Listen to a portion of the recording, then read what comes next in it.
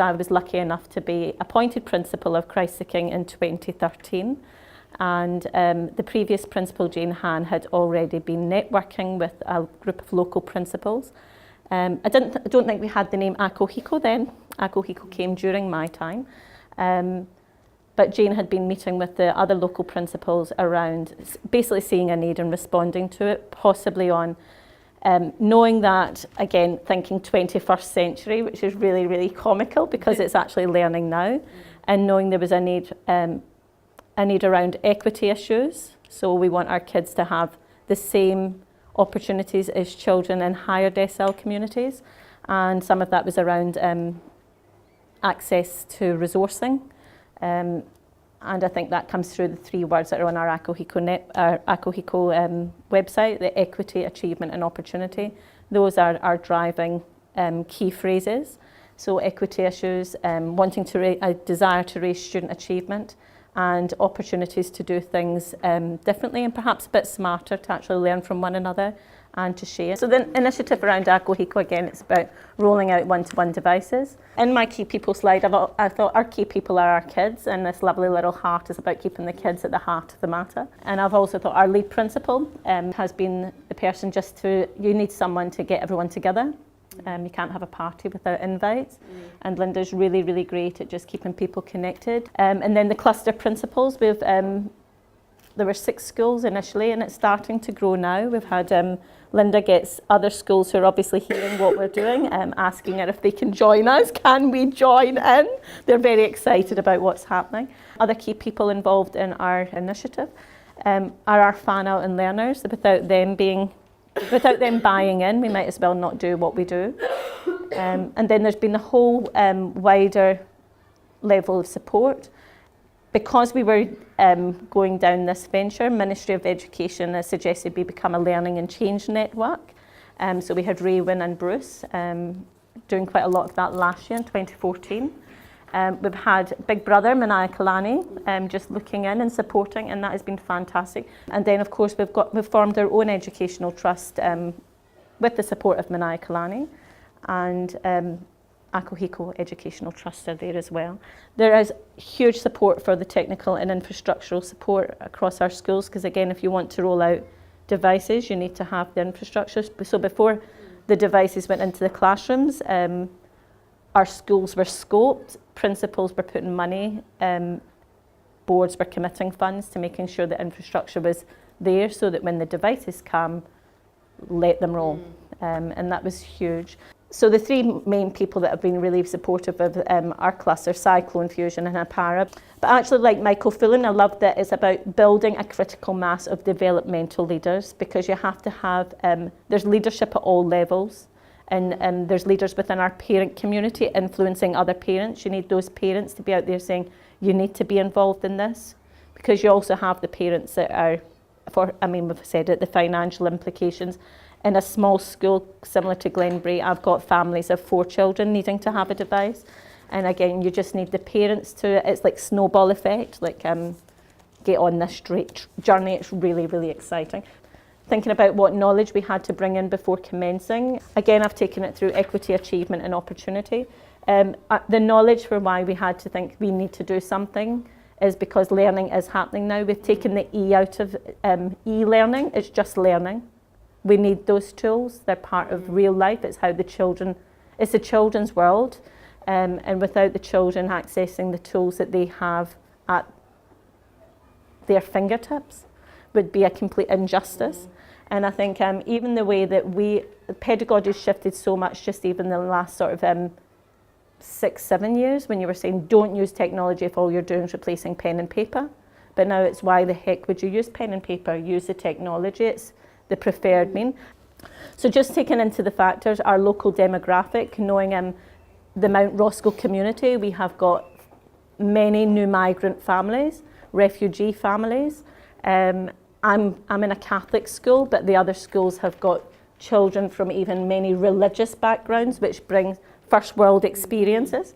And then you've got your socio-economic status. So actually, my school was, when the recent decile recalculation, I actually got a phone call to say your school is so unique. You have got people in the poorest housing you can imagine in New Zealand, and you've got your decile 10 families. And then just even looking at our school funding to actually get the resources in place. So this having the children buy their device rather than us provide devices was also a way of having access and resourcing and equitable outcomes.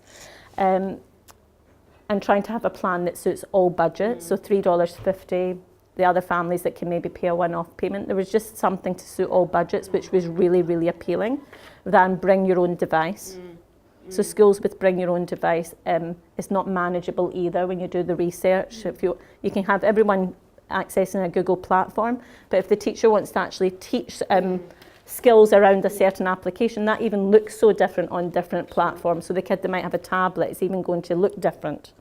So having the one device is probably from a manageability aspect as well, and it's I'm a huge fan. Our broad goals, again, broad goals across all schools. It's about raising achievement levels of all learners. Huge words coming through every principals meeting. It's about shifting practice. It's about students owning their own learning. So the student agency is huge for our cluster. And then looking at the data, just when you're looking at achievement. So we as a cluster in 2014 decided to hone in on writing, because you could take all our data could say we could choose anything to raise achievement levels. We could try and raise achievement levels in mathematics. But as a cluster, we decided to home in the writing. There's no national moderation at primary level. So to even have cluster moderation was quite an eye-opener. We even had a school that's never used ASTL, so that was real authentic learning for them. So even within our cluster, some of the tools that some schools didn't use and some schools did use, and what we were familiar with. So there's been real authentic learning happen.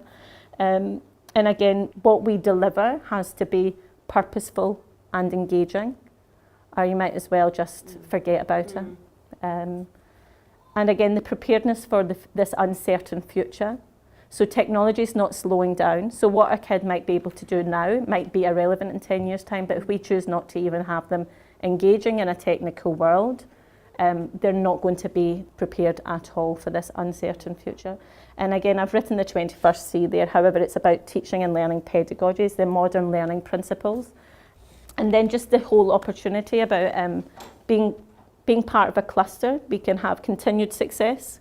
So we can also work together to shift practice, build our leadership capacity of our cluster teachers and cluster principals, the whole opportunity to network, and the about sustainability is huge for any kind of clustering. I've been involved in many clusters where it was something we did for 3 years. I'm thinking of the ministry ICT clusters. Yeah. They lasted 3 years, and then it was like, where's the sustainability in that? I was part of Tamaki Achievement Pathway. It's great to see that core group of principals have sustained something, but for other clusters, they've not sustained after their funding has run out. Yeah. And again, the whole fostering excellence and sharing of that best practice through authentic clustering is really exciting for me in a small school. Making sure that my teachers who have been there a long time can get out and see other things. The dream's into reality. This big dream has become a reality. It has gone so quickly. I had only been in my school 2 terms, but it really was a good challenge for me. Made me really network with my community. I had the parents in. Apart from standing at the school gates, it was a real good time to actually share my leadership vision with them, and a way of showing them how the school's going to move forward under this new leadership. And then just thinking about what we do as Ako Hiko. So our principals meet weekly, and the purpose of those meetings isn't just to talk Ako Hiko. I have, as a first-time principal, I have got great mentors on our committee. We share our personal journeys, keeping connected about what we're doing in our schools around the clustering and our joint initiative. Always discussing what's on top. So we've just formed a real community of trust that we can bring things to the table and say, can anyone help me out with this thing? Right down to, like, I've got this teacher, I'm not sure what should I do about their practice. We get brilliant ideas about if you tried this or you need to do this. It's just great. Big part of planning and reviewing strategically, framing the plan around what's this going to look like sort of down the track and formalising some of those procedures. There's been a raft of administrative tasks you need to do, but now we're getting the time to sit back and actually think, we're here, we're on the journey, and let's think about what it might look like down the track, which is really exciting. And talking about rolling out the devices to our junior classes, whereas initially it was year 5 and 6. Let's just focus 5 and 6. And even through our strategic planning, it's about bringing all our teachers on board. These meetings are an opportunity if we're having issues with about the infrastructure stuff, we can call these people into a meeting where we're all there engaging with those key stakeholders. Some of the key players in this whole initiative are our lead teachers. The schools this year, I think, are trying to formally recognise our lead teachers, but last year in our first phase, these teachers were working their butts off to make this a reality. And I know that Linda's managed to release one of her teachers this year, because they're there, they're working it, they're able to sit alongside the other teacher that says, oh, you've got the same year level as me, what are you doing around there? So having key people in our own schools has been really, really beneficial and just to make it happen. And our lead teachers last year did lots of sort of clustering. We had lots of PLDs last year. We also had a facilitator from Maniakalani for 3 days a week in our cluster last year. However, this year we're moving into having a core ed facilitator. One thing that we're excited about happening now is for our lead teachers to come closer together. I suppose when you're setting things up for the first time in your own school, it exhausts your time and resources there. How do we know what we're doing is making a difference? Early days, but it's made a difference that we have deprivatised our classrooms and possibly even deprivatised our schools, because you're constantly looking in. And I think that has made a huge difference to my school. I've definitely seen increased whānau engagement, even parents just coming up and talking to me, going in and checking in with the teacher. Teachers actually met our parents to share the class sites before Chromebooks could go home. So real increased family engagement there. Our data at the end of the year, we as a cluster honed in on the writing, and I think all schools, when we had to put the data in for our LCN reports, I know my school, there was accelerated progress of all target students. They might not have made national standard, but we showed progress of children who moved 1 sub-level, 2 sub-levels, and there was real accelerated progress. Huge progress of our special learners. And again, just the engagement of special learners. There's just so many resources available that engage them. That's age-appropriate material online. It doesn't, sometimes to get material for special learners is really hard. And just what's making a difference is this feeling part of something bigger. Knowing that we're not alone, knowing that there's other schools going through this journey, that you can share your successes, your frustrations, all of that's made a huge difference to the confidence of how people are feeling approaching this. Our enabling conditions, well, the first thing that enabled us to be where we are today is capable and very effective leadership. Linda's been able to, well, not Linda, Linda's put it on the table, and other people have said, I'll take that responsibility on now. So even just redelegating roles and responsibilities has happened now, and I think that comes down to timeliness. Different people now having more understanding. So it's time now for the rest of us to step up and do our part as well. So many hands making the light work. What else has enabled this to happen? Our community buy-in. Without that, you survey your community. Is it a good idea? Will you be committed to this? So I think our community have bought in. The support, we've talked a wee bit about Maniakalani. Their support has been huge. Making sure you've got the right people for the job. If you've not got the right teachers in those classrooms to embrace all of that, you might as well not try. So the right people to be doing the job is really important. Huge learning from others. And of course, robust infrastructure has enabled all of this to happen. I've learned lots of lessons in the past 12 months. And I've got to make sure that we celebrate the small successes. I think you have this vision and you don't think it's going fast enough.